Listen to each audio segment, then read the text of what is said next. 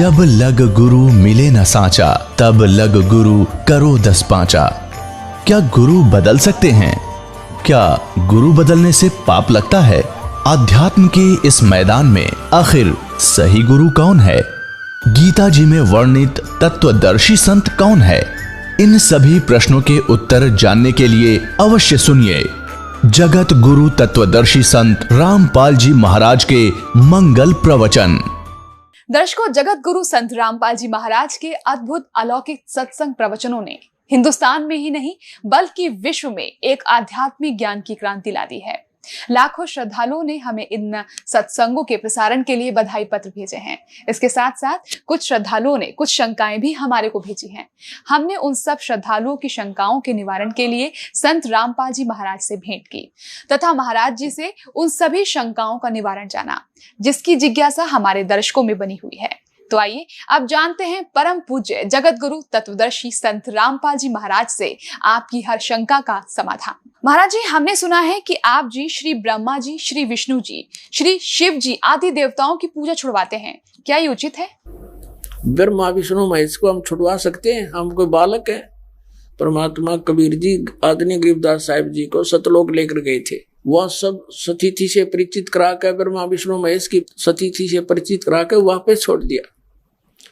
उसके बाद उन्होंने कहा था, तीनों देवा कमल दल बसे, ये ब्रह्मा विष्णु महेश, प्रथम इनकी वंदना फिर सुन सतगुरु उपदेश। उन्होंने कहा था कि तीनों ब्रह्मा विष्णु ये तीनों देवा कमल दल में बसते, हमारे कमलों में, इन दलों में अंदर रहते हैं। और प्रथम इनकी वंदना, ये मंत्र जो करते हैं इनकी साधना करते हैं। और फिर सुन सतगुरु उपदेश, सतगुरु के ज्ञान को सुनो और उसका पूरा कंप्लीट कोर्स लो, तब ये बात बनेगी। अब ब्रह्मा विष्णु महेश हमारे कोई दुश्मन नहीं है। कई कहते हैं कि आपके गुरु जी तो ब्रह्मा विष्णु महेश को छुड़वाते हैं। ब्रह्मा विष्णु महेश को हम छुड़वा सकते हैं? अब जैसे ऊर्ध्व मूलम अधः शाखम, ऊपर को जड़ वाला, नीचे को तीनों गुण रूपी शाखा वाला, उल्टा लटका हुआ संसार रूपी वृक्ष है। अब इसमें क्या है? ऊपर को जड़ता पूर्ण परमात्मा, नीचे को तीनों गुण रूपी संसार रूपी वृक्ष की शाखा है। तो क्या कोई शाखा को काट देगा बुद्धिमान व्यक्ति? पेड़ की शाखा को कोई काटने की कहेगा कि इसको तो फेंक दो काट के, फिर लटका के करेंगे बाकी का हम? तो कहने का भाव ये है कि जैसे परमात्मा कहा करते कि जैसे हमने भक्ति रूपी पौधा बीजना है और हम नर्सरी से कोई पौधा लाए, कैसे बीजेंगे? उसको गड्ढा खोदेंगे और उस गड्ढे में उसको जड़ों की तरफ से दबाकर मिट्टी में, फिर उस जड़ों की मूल की सिंचाई करेंगे।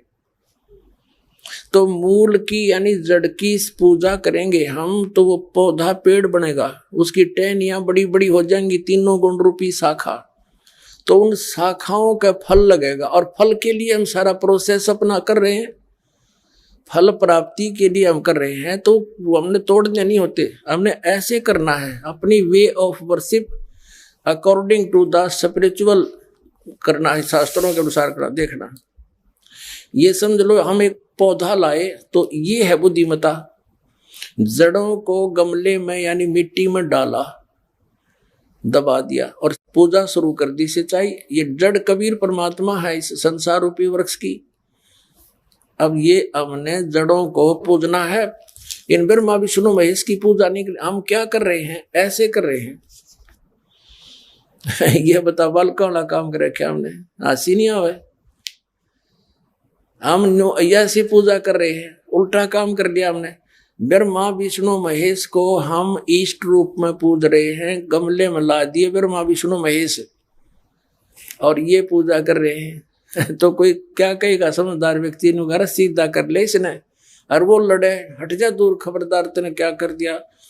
अब देखो, जड़ छोड़ दी हमने, अब जड़ ऊपर रहेगी तो भक्ति रूपी पौधा सूख गया।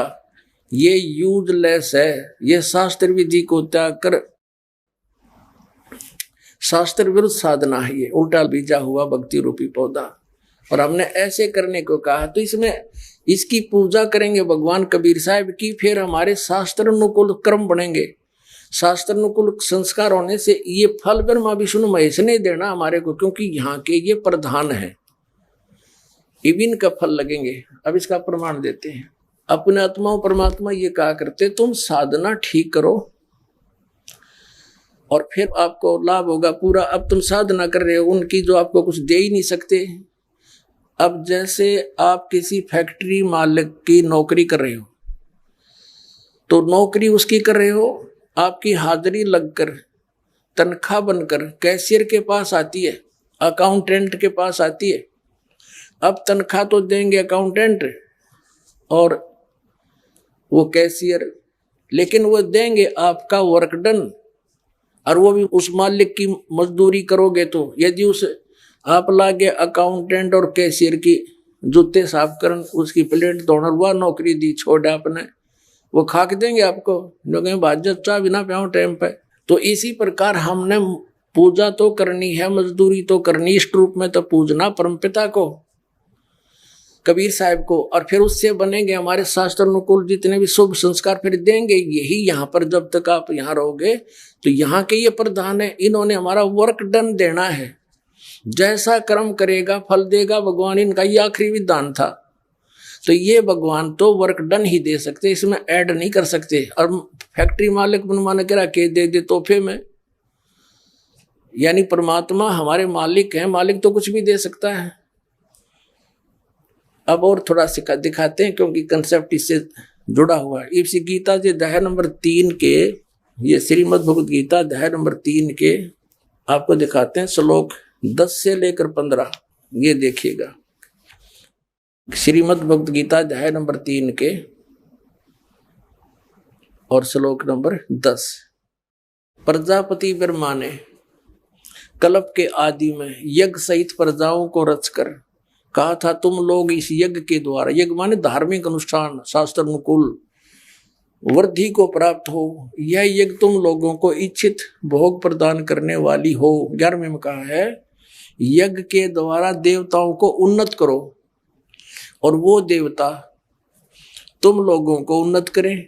इस प्रकार निस्वार्थ भाव से एक दूसरे को उन्नत करते हुए तुम लोग कल्याण को प्राप्त हो जाओगे। 12वें में फिर कहा है, यज्ञ के द्वारा बढ़ाए गए देवता, बताओ देवता ने क्या हम पकड़ के बढ़ावाएंगे, खींच के बढ़ावाएंगे उन्हें। अब ये विधि बता रखी है कि शास्त्र अनुकूल साधना करने से, जड़ की पूजा करने से ये तीनों देवता रूपी शाखा बढ़ जाएंगी, बड़ी हो जाएंगी, फिर ये फल देंगे। देखिए, यज्ञ के द्वारा शास्त्र अनुकूल साधना के द्वारा बढ़ाए हुए यानी बढ़े हुए देवता, ये तीनों शाखाएं तुम लोगों के बिना मांगे ही इच्छित भोग निश्चित देते रहेंगे। उन देवताओं को दिए हुए भोगों को जो पुरुष उनके बिना दिए स्वयं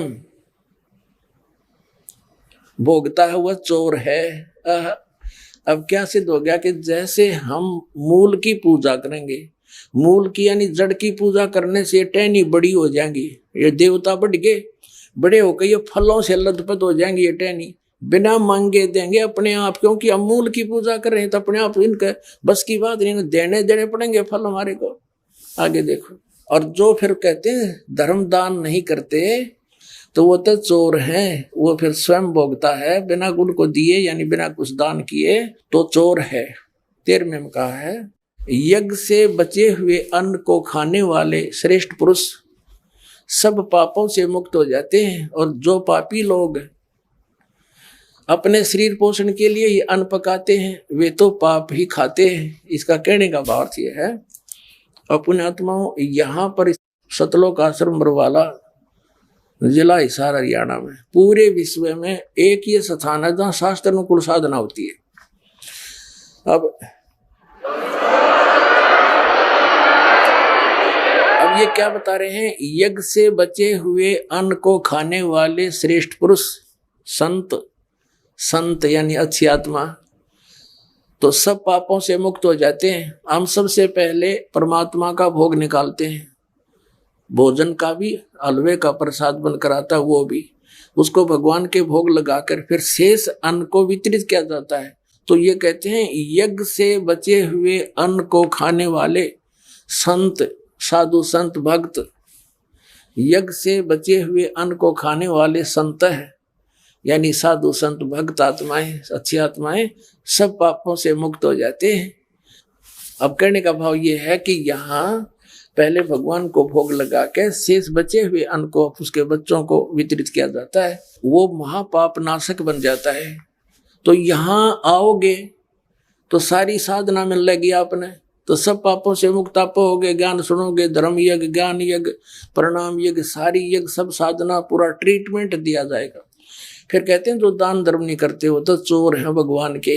जिन हर की चोरी करी और गए राम गुण भूल, ते बिदना बागुल किए वो फिर झूले उल्टी झूल। कहते हैं जिन हर की चोरी करी, भगवान ने जो आपको दान दिया है, धन आपके संस्कार में, उसको आगे दान जो नहीं करता वो तो चोर बताया भगवान का। तो फिर क्या बताते हैं देखिएगा आगे, इसमें निष्कर्ष निकल रहा है। तीसरे अध्याय का हमने ये 13वां श्लोक पढ़ लिया। यज्ञ से बचे हुए अन्न को खाने वाले श्रेष्ठ संत, संत माने आप अच्छी आत्माएं, सब पापों से मुक्त हो जाते हैं। और जो पापी लोग अपना केवल कमाया और खाया वहीं तक सीमित हैं, वो तो पाप को खाते हैं। अब 14 और 15 में एक निर्णायक ज्ञान दे दिया। पहले इनका अनुवाद पढ़ाएंगे इंजीनियरों का, फिर समझ में आएगा। संपूर्ण प्राणी अन्न से उत्पन्न होते हैं। अन्न की उत्पत्ति वृष्टि से होती है, वृष्टि यज्ञ से होती है। यज्ञ इसका अर्थ है शास्त्र अनुकूल कर्मों से जो होता है वो विहित कर्मों से उत्पन्न होने वाले हैं, यज्ञ यानी धार्मिक अनुष्ठान। और कर्म समुदाय को तो ब्रह्मो उद्भवम, इन्होंने ब्रह्म का अर्थ वेद कर दिया है। कोई बात हुई? ब्रह्म का अर्थ वेद कर दिया। ये लिखना था कि देखो हम यहाँ पर आए इस काल के लोक में, तो हमने कर्म करके ही मिलेगा, ना कति नहीं मिले। तो कहते हैं ये कर्म लगाए ब्रह्म ने बनाया विधान यहाँ का, और ब्रह्म की उत्पत्ति हुई परम अक्षर ब्रह्म से, उस परमात्मा से, सच्चिदानंद घन ब्रह्म से। इसका अर्थ तो ये है, लेकिन इन अज्ञानियों ने कुछ ज्ञान तो था नहीं, सारे उल्टे अडंगे अड़ा दिए। ये देखिएगा, कर्म समुदाय को तू वेद से उत्पन्न नहीं, ब्रह्म से उत्पन्न हुए। और ब्रह्म अक्षरम उद्भवम, अविनाशी परमात्मा से, यहाँ ब्रह्म लिखना था, ब्रह्म ये काल अविनाशी परमात्मा से उत्पन्न हुआ जान। इससे सिद्ध होता है कि सर्वगतम ब्रह्म, सर्वगतम माने सर्वव्यापी परमात्मा, सबका मालिक, सदा ही यज्ञों में प्रतिष्ठित है। वो इष्ट रूप में पूज्य है, वही प्रतिष्ठित है सभी यज्ञों में, उसको इष्ट मानकर पूजा करनी चाहिए। इसका निष्कर्ष ये निकल गया। अब हम उस परमात्मा को इष्ट मानकर पूजा करेंगे तो हमारी शास्त्र अनुकूल साधना होगी। और इसमें कहा कि सारा जो शास्त्र अनुकूल साधना करने से हमारे शुभ संस्कार बनेंगे। ये भक्ति रूपी पौधा बड़ा होगा, ब्रह्मा विष्णु महेश के पास हमारे संस्कार जाएंगे, और ये बिना मांगे आपको देंगे, आपको बिना मांगे देंगे। जैसे फल लदपत हो गए टहनिया के, आप भी खाओ, रिश्तेदार भी ले जाओ, और पड़ोसी भी तोड़ ले जाओ तो भी समाप्त ना हो। तो इतना इस प्रकार हमारा ये पूरा भक्ति क्रम पूरा होता है। तो हम आपको सबसे पहले परमात्मा ने कहा है कि तीनों देवा इन कमल दलों में बसे, ये ब्रह्मा विष्णु महेश, और प्रथम इनकी वंदना और फिर सतगुरु उपदेश। तो हम इनकी पूजा नहीं कर रहे, हम किसी का किराया दे रहे हैं। जैसे हम टैक्स भर रहे हैं बिजली का, हम बिल भर रहे हैं इसका, टेलीफोन का, वो पूजा थोड़ी कर रहे हैं, वो तो हम उनको दे रहे हैं। तो हमें हमारी सुविधाएं जारी रखेंगे, नहीं देंगे तो कनेक्शन काट देंगे। तो हम शास्त्र अनुकूल साधना कंप्लीट कोर्स ना करके अपनी अपनी डफली पीट रहे हैं, जिस कारण से हम परमात्मा से मिलने वाली साधना से वंचित होकर के हम नास्तिक होते जा रहे थे। अब परमात्मा ने दया करी आपके ऊपर और इस दास के ऊपर। इस दास को बनाया वो तत्वदर्शी संत, और जो ज्ञान परमात्मा 600 वर्ष पहले छुपा के थे खजाना, इस दास को चाबी दे दी। अब दास ने खोल दिया उसके बच्चों के सामने, अब खाओ और खर्चो, चलो सतलोक में।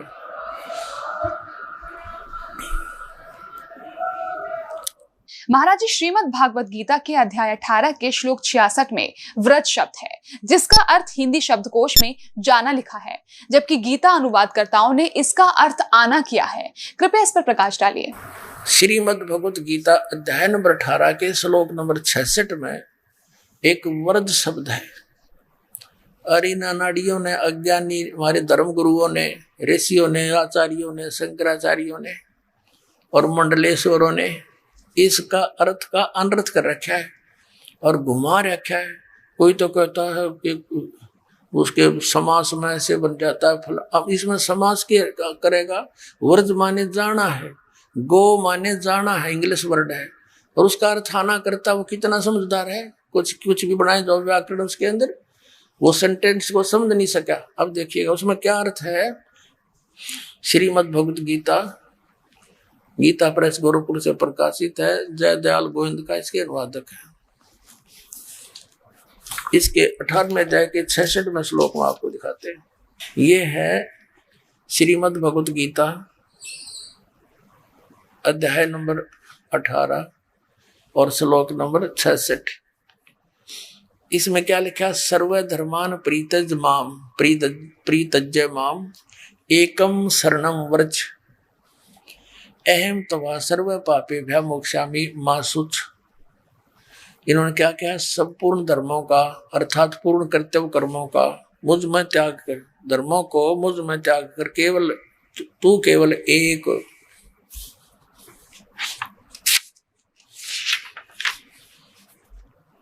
मुझ माम का अर्थ के लिखा है मुझ सर्वशक्ति शक्तिमान सर्वाधार परमेश्वर की शरण में। शरणम माने शरण में, व्रज माने आजा, जबकि व्रज माने जाना होता है। मैं अहम तवा सर्व, मैं तुझे सब पापों से मुक्त कर दूंगा, शोक मत कर। अपना आत्मा पहले ये व्रज माने आना है या जाना है, ये कंसेप्ट क्लियर करना पड़ेगा। सर्व धर्मान प्रीतज माम, इसका अर्थ ये बनता है 18वें अध्याय के 66वें श्लोक का कि मेरे सतर के ओम नाम का और ये यज्ञ तुम करते हो, हवन यज्ञ आदि, ये सब धार्मिक अनुष्ठानों की कमाई मुझको दे दे। फिर तू उस सर्वशक्तिमान, उस एकम जिसके बराबर दूसरा ना हो, उसकी शरण में जा। और ये कहते मेरी शरण में आ। दूसरे अध्याय के 7वें श्लोक में अर्जुन कहता है कि मैं आपकी शरण में हूं। इसकी शरण में तो पहले ही था, और मेरी वो दीप काम नहीं करती, मुझे मेरे हित में जो हो तो आप बताओ, मैं तो आपकी शरण हूं। और फिर इन्होंने मेरी शरण में आ जा, ये तो वर्ज माने जाना होता है। अभी दिखाते हैं आप, ये देखिएगा एक शब्द कोश दिखाते हैं। ये है संस्कृत हिंदी कोश, इसका वामन शिवराम आपटे इसका संग्रह करता है। ये मोतीलाल बनारसी दास पब्लिशर्स प्राइवेट लिमिटेड दिल्ली से प्रकाशित है। इसके 993 पृष्ठ पर आपको ले सकते हैं। ये देखिएगा यहाँ क्या लिखा, व्रज शब्द है। व्रज माने जाना, चलना, प्रगति करना, विदा होना, जाना, चलना। स्पष्ट हुआ कि व्रज माने जाना होता, आना नहीं हो सकता। ये नकलियों का दिखाऊंगा आपको, सारे का सांग 10 मिनट का सत्संग पुण्यात्मा ध्यान तो और सुन लियो। अब गीता प्रेस गोरखपुर वाले किताब ने देख ली, व्रज माने आजा, मेरी शरण में आजा। अब दिखाता हूं आपको आसाराम जी महाराज के द्वारा प्रकाशित श्रीमद् भगवत गीता, संत श्री आसाराम आश्रम अहमदाबाद। ये देखिएगा संत श्री आसाराम जी आश्रम, इनका ओम तो आगे कोई ब्योत नहीं, अहमदाबाद।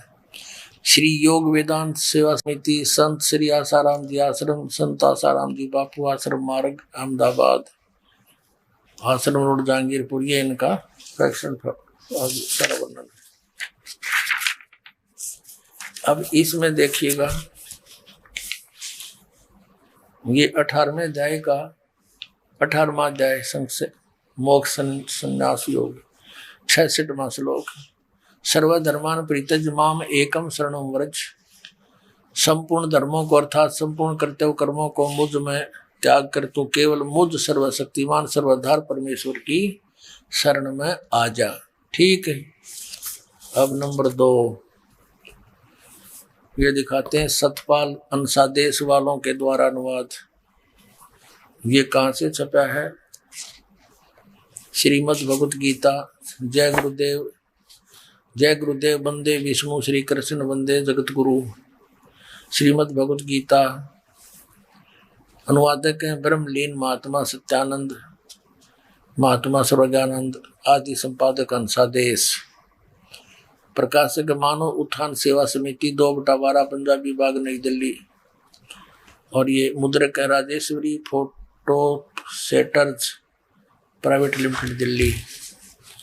और इसका ये देखिएगा, ये सतपाल जी महाराज हैं, श्री सतपाल जी महाराज। ये इसके ये देखना, ये इनको मान्य है ये अनुवाद।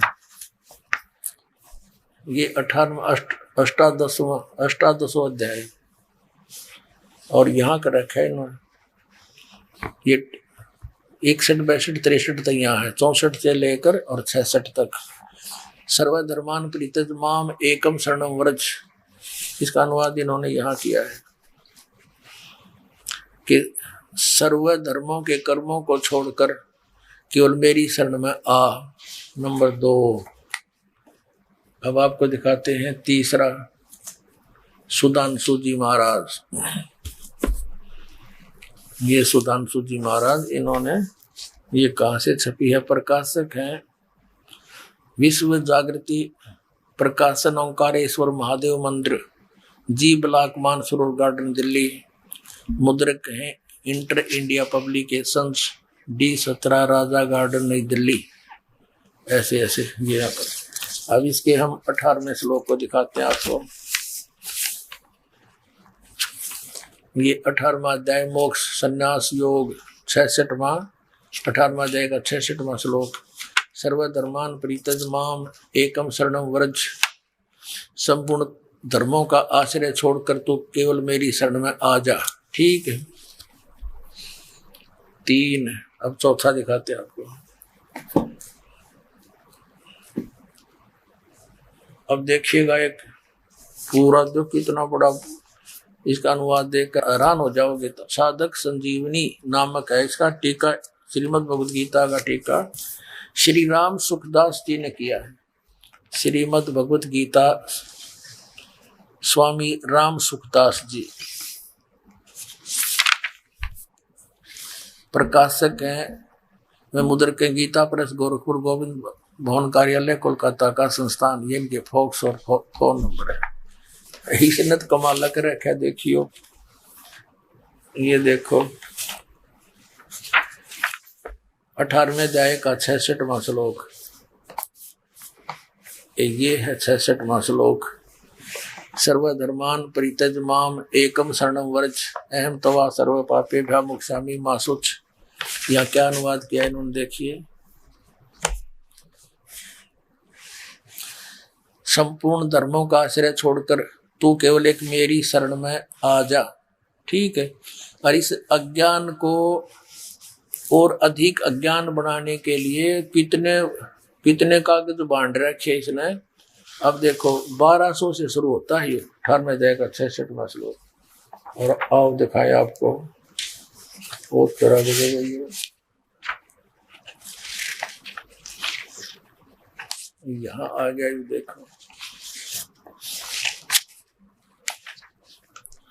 ये 1200 से लेकर 1217 तक, ये 1217 पृष्ठ तक और कति छोटी छोटी लिखाई है। 18वें अध्याय के 66वें श्लोक का एंड बैंड लिखते लिखते 17 पृष्ठ भर दिए इन्हें। और कख नहीं इसके अंदर, और कितनी छोटी लिखाई है, जैसे समाचार पत्र की बात है। और इसे 17 पृष्ठ ठोक रखे। 1-2 अक्षर की बात थी, वर्धमाने जाना होता है। इन अज्ञानियों ने, ज्ञान तो था नहीं, और हुआ बाई बक डाली इसके अंदर, अनजान अज्ञान बना दिया। अब देखो दिखाते हैं आपको सर्वपल्ली डॉक्टर राधा कृष्णन, इनके विषय बताया कि ये बड़े महापुरुष, इन जैसा तो कोई भगवत गीता की व्याख्या तथा प्रत्येक श्लोक सरल करके आधुनिक सर्वश्रेष्ठ दार्शनिक डॉक्टर राधा कृष्णन के कुछ इस ढंग से प्रस्तुत किया है।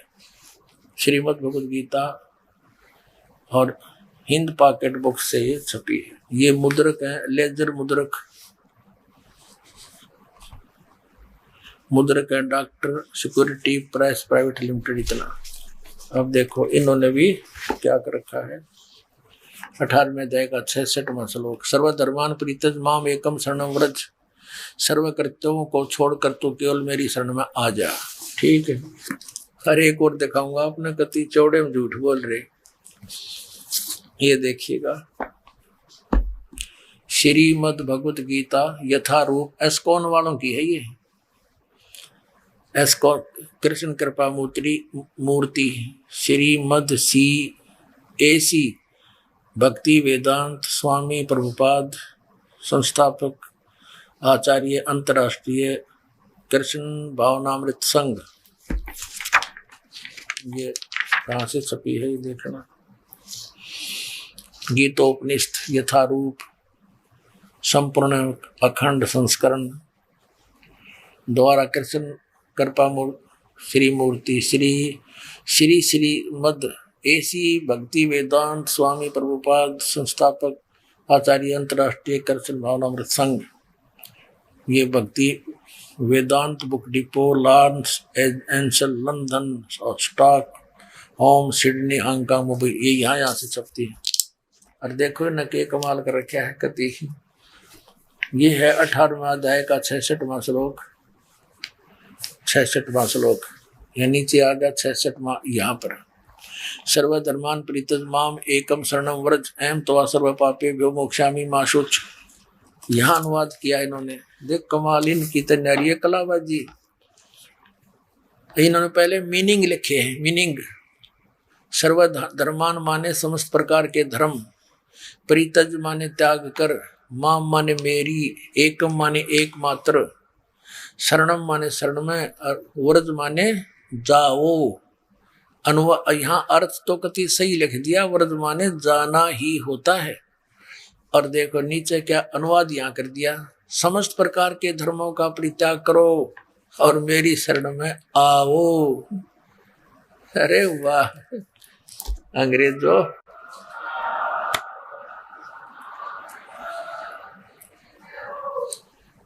अंग्रेजों, ये थे हमारे विद्वान पुरुष, कक्का पता नहीं न, और महर्षि आचार्य और शंकराचार्य कब आ गई है। आपको और दिखाते कलयुगी महर्षि के द्वारा इसका कैसे समाधान किया शंका का। इसने देख के तो आपका कलजा पटेगा, इसे विद्वान था महर्षि दयानंद। दिखाता हूँ आपको, ये है एक पुस्तक महर्षि दयानंद सरस्वती का जीवन चरित्र। इसके लेखक हैं अमर शहीद पंडित लेखराम द्वारा संकलित प्रमाणिक उर्दू भाषा का आर्य भाषा में अनुवाद। अनुवादक हैं आर्य महाउपदेशक श्री कविराज रघुनंदन सिंह निर्मल। संपादक हैं पंडित श्री हरिचंद्र विद्यालंकर। प्रकाशक हैं आर्य समाज नया बांस दिल्ली 6 स्वर्ण जयंती के उपलक्ष्य में। अब इसके 208 पृष्ठ पर ले चलते हैं आपको। ये 208 पृष्ठ है और कौन सा प्रसंग है ये?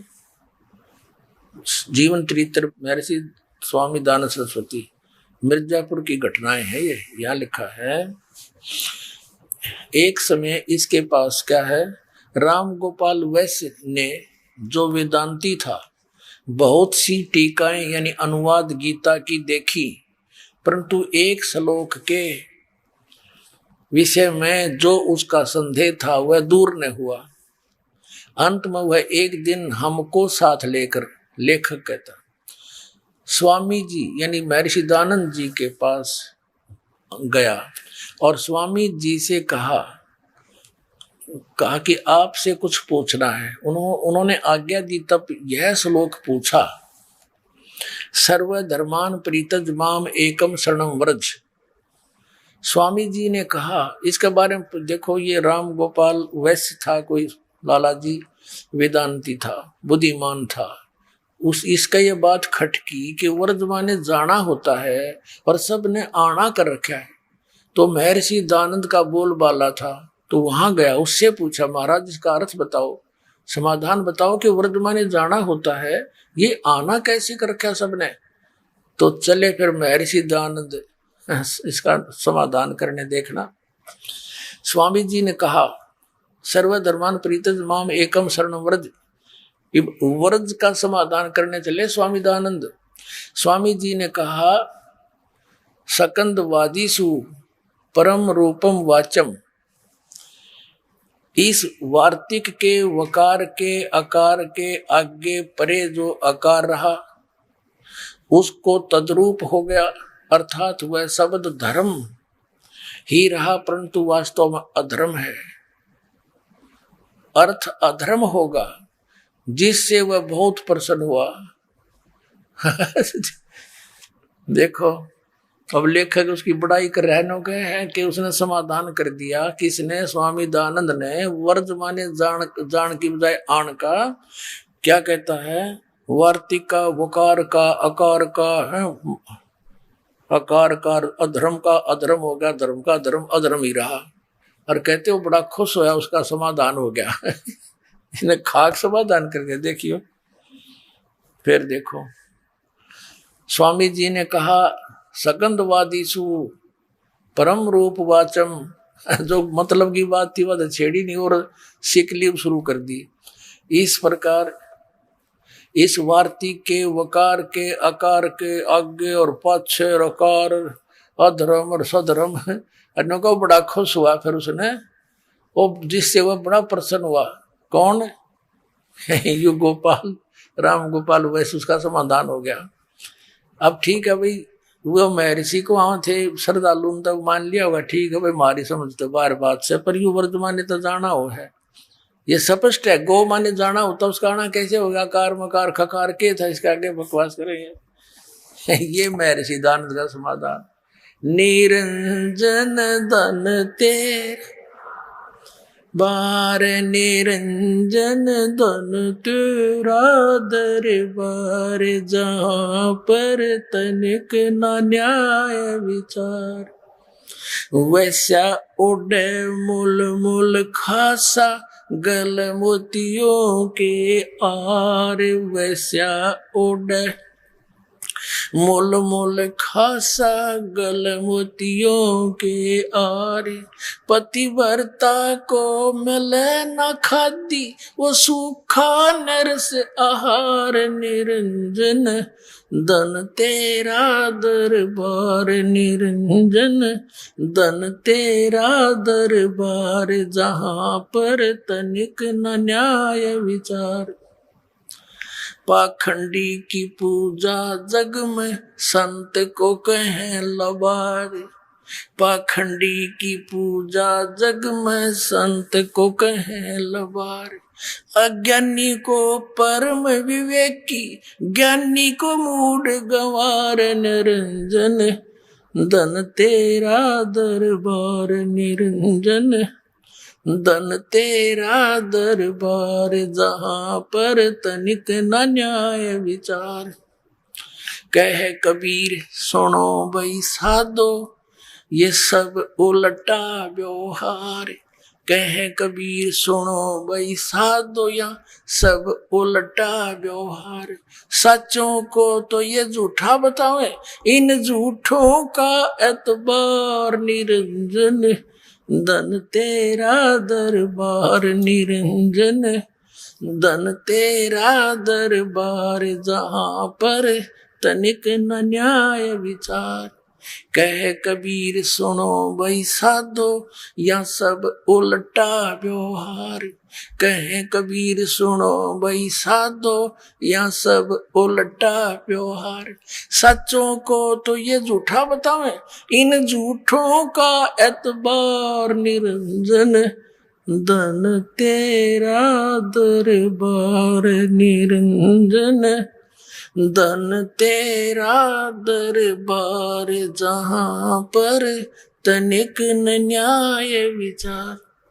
परमात्मा क्या करते, लेकिन झूठा बता सब विश्वास करे बैठे, और मुझ सच्चे न ते झूठा बता, झूठा का एतबार ने धन तेरा दरबार। यू कहता है सर्व धर्मान परितज माम, मेरे सतर की जितनी भी धार्मिक तेरी क्रियाएं हैं, ओम नाम से लेकर ये यज्ञ आदि, मुझे छोड़ दे। फिर एकम शरणम व्रज, सर्व धर्मान परितज माम, इसका अर्थ ये बनता है 18वें अध्याय के 66वें श्लोक का, कि मेरे सतर के ओम नाम का और ये यज्ञ तुम करते हो, हवन यज्ञ आदि, ये सब धार्मिक अनुष्ठानों की कमाई मुझको दे दे। फिर तू उस सर्वशक्तिमान, उस एकम जिसके बराबर दूसरा ना हो, उसकी शरण में जा। और ये कहते मेरी शरण में आ। दूसरे अध्याय के 7वें श्लोक में अर्जुन कहता है कि मैं आपकी शरण में हूं। इसकी शरण में तो पहले ही था, और मेरी वो दीप काम नहीं करती, मुझे मेरे हित में जो हो तो आप बताओ, मैं तो आपकी शरण हूं। और फिर इन्होंने मेरी शरण में आ जा, ये तो वर्तमाने जाना होता है। आइए अब हम उन श्रद्धालुओं के अनुभव जानते हैं जो जगत गुरु तत्वदर्शी संत रामपाल जी महाराज जी से दीक्षा प्राप्त कर चुके हैं तथा उनके द्वारा बताए गए भक्ति मार्ग पर चल रहे हैं। क्या नाम है जी आपका? सर मेरा नाम ओम प्रकाश दास है। वैसे मुझे जो है सरकारी तौर पे जो नौकरी में मेरा नाम दर्ज है वो ओम प्रकाश हुड्डा के नाम से है, OP Hooda, doctor OP Hooda. तो डॉक्टर साहब आप कहाँ आपने नौकरी की? सर मैंने जो है जब मेडिकल अफसर के तौर पे मैंने बुटाना नौकरी ज्वाइन की थी, उसके बाद मेरी पानीपत डिस्ट्रिक्ट में है मैं रहा 2-2.5 साल। उसके बाद मैं सोनीपत मेडिकल सुपरिटेंडेंट की पोस्ट पे आया, और उसके सोनीपत से मैं यमुनानगर में CHC नाहरपुर है 4.5 साल वहाँ रहा। नाहरपुर से मेरी बदली जो है बिलासपुर जिला यमुनानगर में ही जो है बदली हुई। वहाँ से मैं CHC डीघल आया 2005 दिसंबर में, और CHC डीघल से मेरी प्रमोशन हुई CMO झज्जर की जो है, और 2 साल 1 महीना में CMO झज्जर रहा।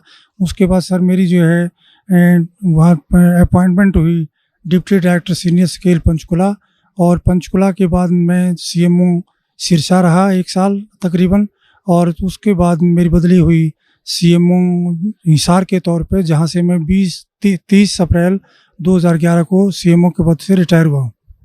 जी डॉक्टर साहब, संत रामपाल जी महाराज की शरण में कैसे आए? संत रामपाल जी महाराज की शरण में मैं ऐसे आया कि मेरी पोस्टिंग 1998-99 में कुरुक्षेत्र रही। तो और मेरी पत्नी जो है वो टीचर थी नर्सिंग कॉलेज में सोनीपत। तो एक दिन हमारे घर जो है किसी बच्ची का आना हुआ जो 12वीं क्लास में पढ़ती थी। तो बच्ची ने ये नानी जी को ये बताया कि नानी जी मैं सोमवार को आई तब भी आपका व्रत था, मंगलवार को आई तब भी आपका व्रत था, शुक्रवार को आई तब भी आपका व्रत था। तो मैं आपकी इतनी पूजा पाठ का एक कैप्सूल बना दूं, क्योंकि इतने व्रत उपवास आप रखोगे तो आप बहुत कमज़ोर हो जाओगे। तो मेरी धर्मपत्नी ने कहा कि बेटी बना देना। तो उस बिटिया ने कहा कि संत रामपाल जी महाराज का सत्संग हर तीसरे संडे को सोनीपत में होता है, और आपको इस संडे को तीसरे संडे को मैं आपको लेके जाऊंगी। तो मेरी धर्मपत्नी ने पहले सत्संग में ही मालिक का नाम ले लिया और नाम लेकर कुरुक्षेत्र आ गई। कुरुक्षेत्र आने के बाद मुझे बताया तो मैं जो हूँ थोड़ा सा ये भौचक्का रह गया कि मेरे पूछे बगैर कैसे ले लिया। तो मैं राधा स्वामी डेरा सत्संग ब्यास में चला गया, और पीछे 2 घंटे बाद मेरी पत्नी वहाँ पहुँच गई। और उसके बाद जो है हम वहाँ का सत्संग सुना। तो सत्संग पहले भी सुने थे, लेकिन वहाँ मेन डेरे पे ये देखा कि कोई उनका जो प्रवर्तक है, गुरु है, वो सत्संग नहीं करता है, वहाँ तो सीढ़ी चला दी जाती है। उसके बाद में हम वापस आ गए, और फिर मैंने संत रामपाल जी महाराज के हर तीसरे संडे को सत्संग सुने 5-6। और तब मेरी पत्नी ने जब मैंने नाम नहीं लिया तो मेरे घर में जो है 3 दिन का गुरु ग्रंथ साहब का जो पाठ रखवा दिया, जो गरीबदास जी का ग्रंथ कहते हैं। तो कबीर परमेश्वर की वाणी है जो कि तो उसमें तो संत रामपाल जी महाराज जो है 25 तारीख को भोग लगाने के लिए उस पाठ को आए, और मैंने 25 दिसंबर 1999 को संत रामपाल जी महाराज से जो है नाम दान लिया। उस दिन के बाद मालिक की दया है, मैं मालिक के चरणों में ही जो लगा हुआ हूँ। डॉक्टर साहब, जो भक्ति आपके पूज्य गुरुदेव संत रामपाल जी महाराज ने दी है, उस भक्ति से आपको क्या लाभ मिला? सर, जो मेरे पूज्य गुरुदेव संत रामपाल जी ने जो भक्ति दी है, उससे उसके दौरान मालिक ने एक वाणी का उल्लेख करते थे कि जम जो राजा से डरे मिटे कर्म के लेख, अदली अदल कबीर हैं कुल के सतगुरु एक। तो मेरे जीवन के अंदर ये वाणी जो है बिल्कुल जो कि तो खरी उतरती है, क्योंकि मैं कलोई गांव में रोहतक ज़िला में पैदा हुआ था और मेरी डेट ऑफ बर्थ 12/4/1953 है और मैं 5वीं क्लास में अमृतसर चला गया था और वहाँ पे पवित्र हरमंदिर साहिब के ही नकल पर जो है हिंदुओं का जो है दुर्गाना टेम्पल है। तो उस दुर्गाना टेम्पल में जो हूँ एक सेवक था, बहुत बूढ़ा व्यक्ति, वो ज्योतिषिया काम भी करता था। तो उन्होंने मुझे कहा, मेरे बड़े भाई को जैसे जो है मास्टर जी कहते थे, तो मुझे छोटे मास्टर जी कहा करते थे कि छोटे मास्टर जी इधर आओ। तो उन्होंने मेरा हाथ दे करके ये मुझे बताया कि काके बेटा आप जो है डॉक्टर बनोगे और आपकी उम्र जो है 50 वर्ष है। तो मैं 50 वर्ष की आयु को जो है सुन करके, तो जब उनका भगत जी का संत जी का जो भी ज्योतिषी थे उनका हाव भाव देखा, तो वो एकदम से सहम गए कि बच्चे को आपने उम्र गलत बता दी कि भाई ये ऐसा ना हो कि चिंता में पड़ जाए। तो उम्र तो उन्होंने ठीक बताई थी, लेकिन चिंता में ना हो जाए बच्चा, विचलित ना हो जाए। लेकिन मालिक की दया थी कि जो है मैं विचलित नहीं हुआ और अपनी डॉक्टरी की पढ़ाई सुन करके डॉक्टर बनोगे, तो अपनी पढ़ाई के अंदर ही मैं लीन हो गया और डॉक्टर ही बना। और जब मैं सर्विस में आया तो मुझे याद नहीं रहा काल के दबाव से, जैसे पता लगा संत रामपाल जी की वाणी से कि हमारे ऊपर काल का बहुत प्रेशर है, तो हमारी बुद्धि का कंट्रोल भी उसके हाथ में है। जब तक आप उसकी भक्ति या अन्य देव देवताओं की भक्ति करते हो, तो मुझे वो याद नहीं रहा कि तेरी उम्र 50 साल है। लेकिन जब मुझे जो है 10-11 अप्रैल की रात्रि को और ये मेरे हाथों में दर्द होना शुरू हुआ, मेरी छाती में दर्द होना शुरू हुआ, तब मैंने अपने बच्चों को, पत्नी को कहा कि पीजीआई रोहतक में चलते हैं, टेस्ट कराते हैं। तो वहाँ जा कर के देखा, एक जवान डॉक्टर था बहुत अच्छा, उसको मैंने अपना परिचय दिया कि मैं HMS 1A ग्रुप का आदमी हूँ, SMA हूँ, डॉक्टर OP हुड्डा हूँ, मेरे ये क्लास फेलो हैं, मेरे ये टीचर हैं, आपको किसी की चीज़ की आवश्यकता पड़े आप उसको बुला लेना। तो उसने मेरी इसी देख करके जो भी जो है दाएं बाएं टेलीफोन किए सीनियर व्यक्तियों को, तो उसके बाद जो है मुझे इस ICU में शिफ्ट करने लगे हो। तो मुझे पता लग गया कि जो है भाई मेरे को कोई बहुत गंभीर बीमारी है। लेकिन संत रामपाल जी महाराज ने बता रखा था सत्संगों के दौरान कि जब भी तुम्हारे ऊपर कोई विपत्ति आ जाए तो तुरंत आप उसी टाइम जो है, यदि प्रथम मंत्र मिला हुआ तो प्रथम मंत्र, और दूसरी स्टेज का सतनाम मिला हुआ तो सतनाम, और सार नाम मिला हुआ तो सार नाम उच्चारण करना शुरू कर देना। तो मैंने परमात्मा की, संत रामपाल जी की कृपा से वैसा ही शुरू कर दिया था। और मुझे जो है ये ऐसा महसूस नहीं हो रहा था कि मैं वाकई में ही इतना गंभीर बीमार हूँ जो मुझे ICU में शिफ्ट किया जा रहा है। लेकिन जो है वहाँ पे 1.5-2 घंटे बाद जो है अचेतन अवस्था में मैं चला गया, और अचेतन अवस्था में बाहर तो डॉक्टर जो है, जैसे मुझे पता लग गया कि वो लिखा पढ़ी करवा रहे हैं कि बहुत अच्छा डॉक्टर था और ये बचा नहीं सकते हम, इसके जो है अंतिम समय लगभग नज़दीक आ गया है।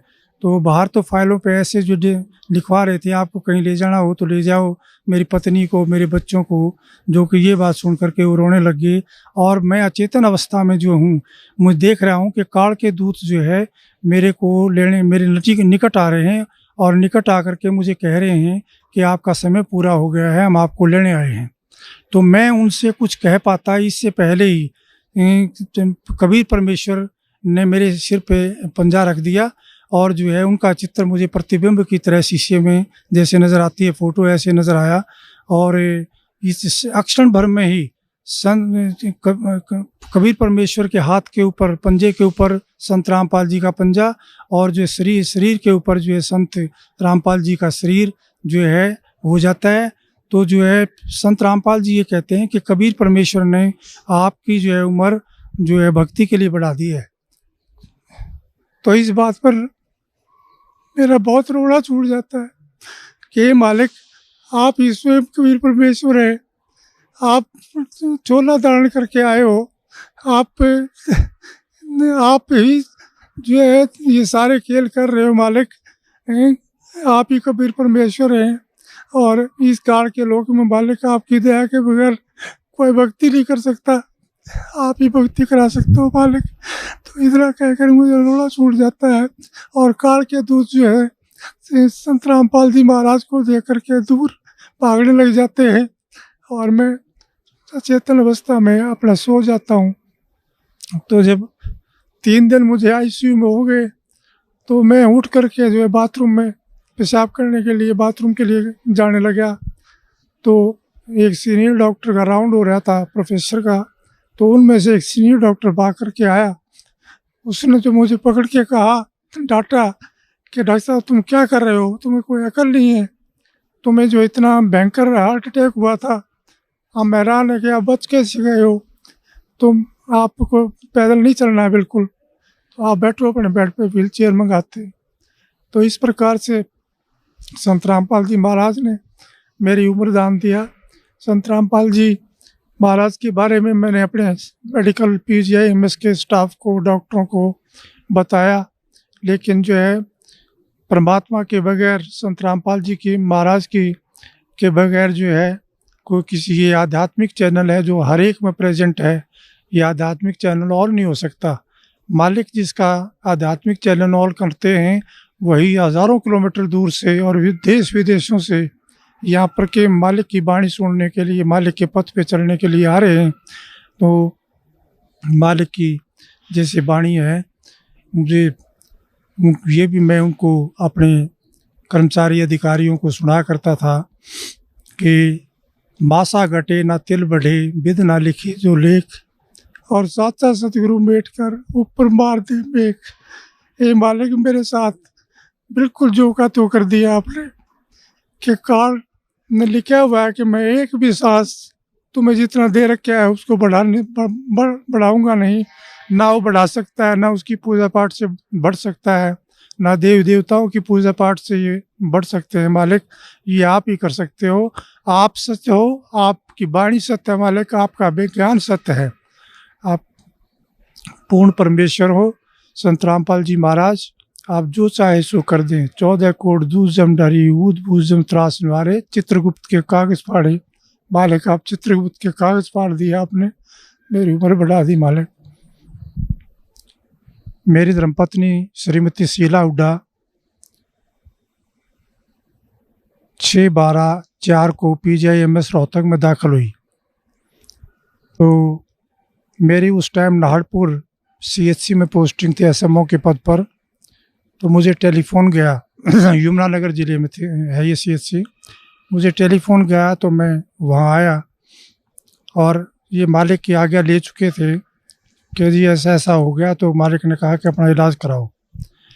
तो मेरी पत्नी को वहाँ मैं आया, मैंने देखा स्पेशल वार्ड मिला हुआ था।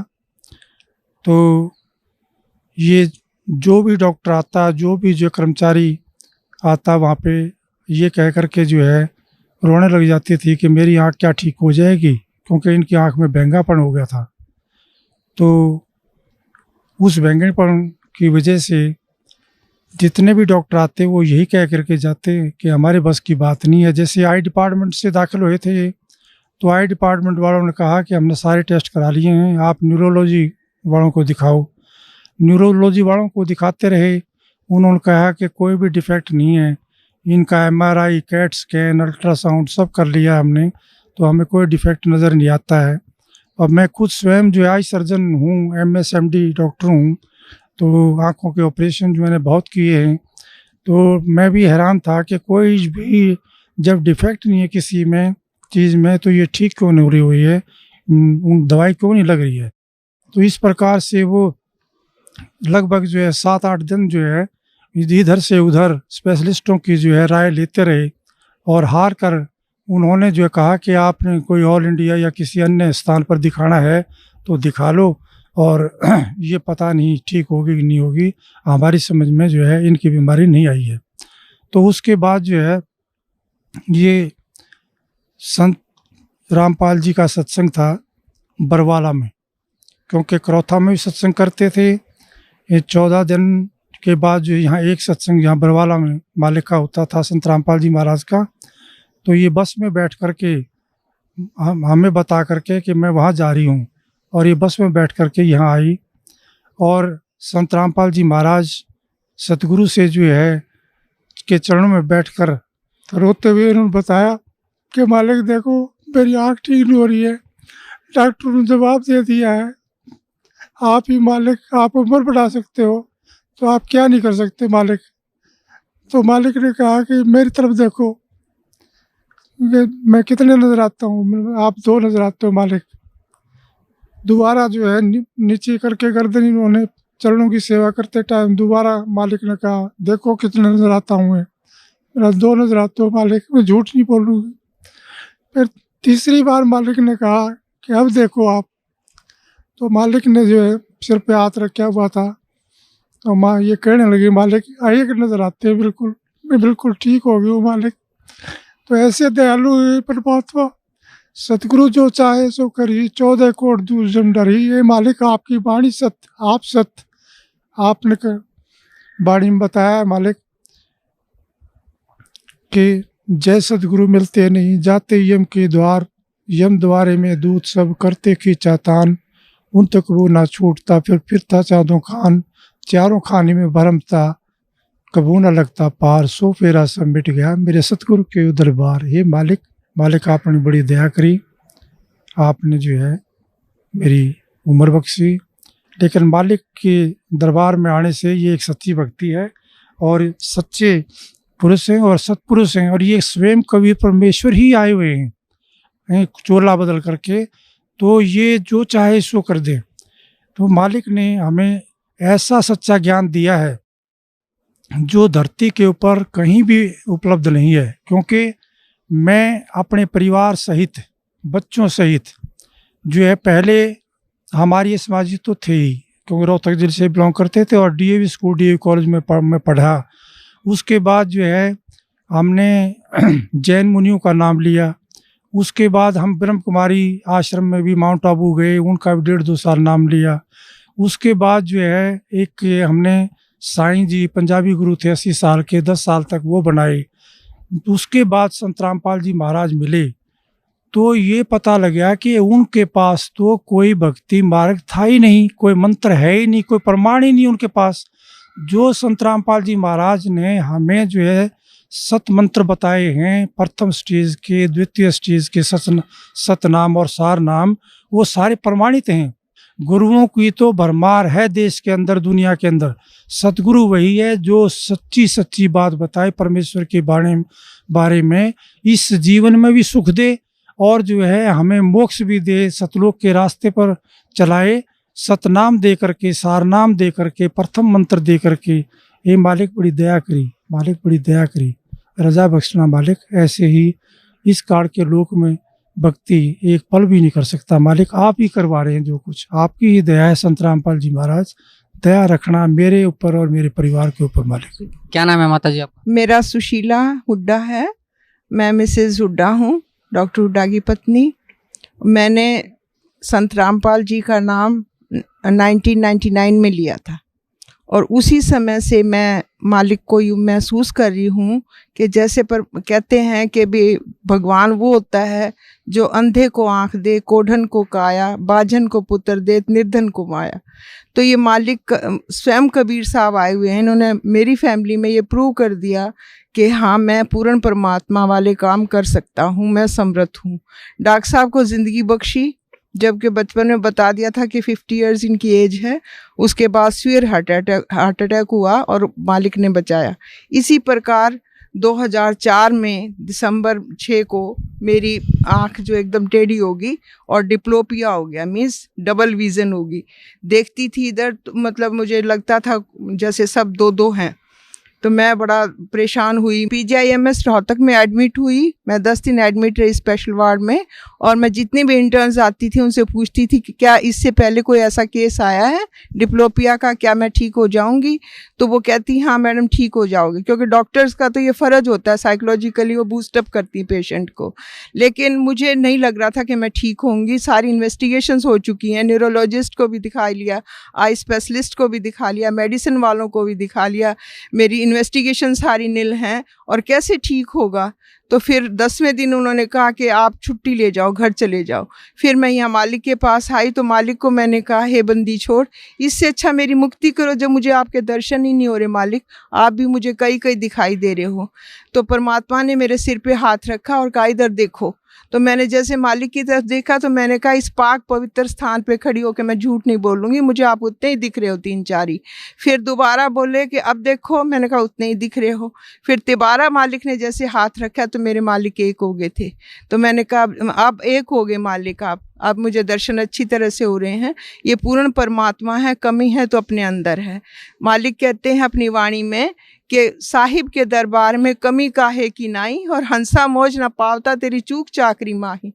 हमारी अंदर चूक है, जैसा परमात्मा कहते हैं इतना मंत्र करना चाहिए वो हम नहीं कर पाते, उनके नियमों पे हम खरे नहीं उतरते हैं, तो ये कमी हमारी है। मालिक पूर्ण है और पूर्ण परमात्मा है। और मैं इतनी भक्ति कर चुकी थी, टूट चुकी थी, मुझे भगवान की तलाश थी। अर्ली एज में मेरे पेरेंट्स की डेथ हुई तो मैं ये सोचती थी, मैंने नर्सिंग प्रोफेशन इसलिए ज्वाइन किया कि मैं किसी की डेथ नहीं होने दूंगी, मैं इतनी सेवा करूंगी कि किसी के माँ बाप ना मरे। और मेरे ब्रदर मेरे से अगेंस्ट हो गए थे। मेरे फादर सर छोटराम के पीए थे, तू लड़की हमारी बेइज्जती करवाएगी, हमारी नाक कटवाएगी, तू ऐसे प्रोफेशन, तू जो कुछ मर्जी कर ले, ये मत कर। मैंने कहा नहीं, मैंने यही करना है। तो मैं जहाँ भी जिस पेशेंट के पास भी खड़ी होती थी उसकी जी जान से सेवा करती थी। और किसी की डेथ भी हो जाती थी तो उनको रिलेटिव्स के साथ ही रोने लग जाती थी, ये सोच के कि ये क्या ज़िंदगी है, इंसान पैदा होता है मर जाता है, इतना अजीज़ होता है, इतना प्यारा होता है, वो अलग हो जाता है, तो कैसी ज़िंदगी है ये। तो मुझे नहीं पता था कि ये ऐसा भी परमात्मा है जो कि जीवन मरण को भी ख़त्म कर देगा। अब मुझे ये पता चला, परमात्मा कबीर साहब ही जो जन्म मरण को भी ख़त्म करते हैं और ये वायदा भी करते हैं कि अमर करूँ सतलोक पठाऊँ, ताते बंदी छोड़ कहाऊँ।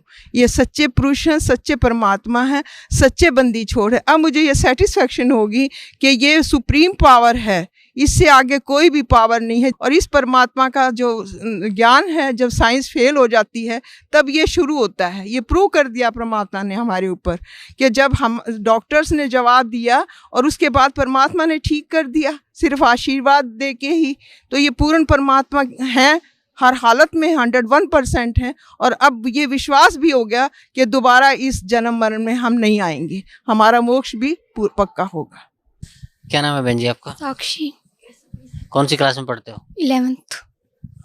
संत रामपाल जी महाराज की शरण में आने से पहले आप कोई भक्ति करते थे? मैं बचपन से ही संत रामपाल जी महाराज की शरण में जुड़ी हुई, जिससे हमें और किसी गुरु का नाम उपदेश लेने की जरूरत नहीं पड़ी। और मैं अपने आप को बहुत लकी मानती हूँ कि मुझे बचपन में ही संत रामपाल जी महाराज की शरण मिली और मैं संसार की अनेक प्रकार की बुराइयों से बची रही। संत रामपाल जी महाराज की शरण में कैसे आया? पहले मेरी मम्मी ने नाम ले रखा था तो मम्मी ने हमें नाम दिलवाया था। तो जो भक्ति आपके गुरुजियों ने दी है संत रामपाल जी महाराज ने, उस भक्ति से आपको क्या लाभ मिला?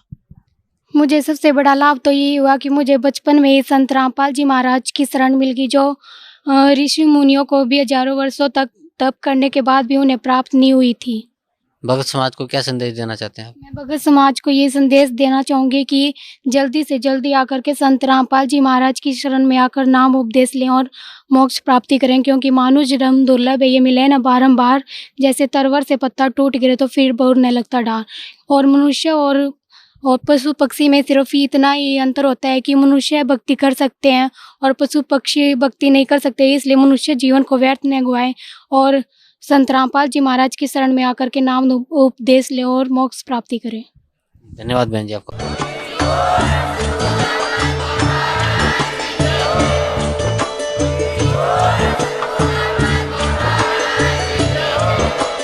आप सुन रहे थे जगत गुरु तत्वदर्शी संत रामपाल जी महाराज जी के मंगल प्रवचन। अधिक जानकारी के लिए विजिट कीजिए हमारी वेबसाइट www.jagatgururampalji.org। संत रामपाल जी महाराज जी के शुभ आशीर्वाद से पूरे विश्व भर में 500 से भी ज्यादा नाम दीक्षा केंद्र हैं, जिन पर संत रामपाल जी महाराज जी द्वारा ऑनलाइन निशुल्क नाम दीक्षा दी जा रही है। अपने नजदीकी नाम दीक्षा केंद्र का पता करने के लिए संपर्क करें 8222880541।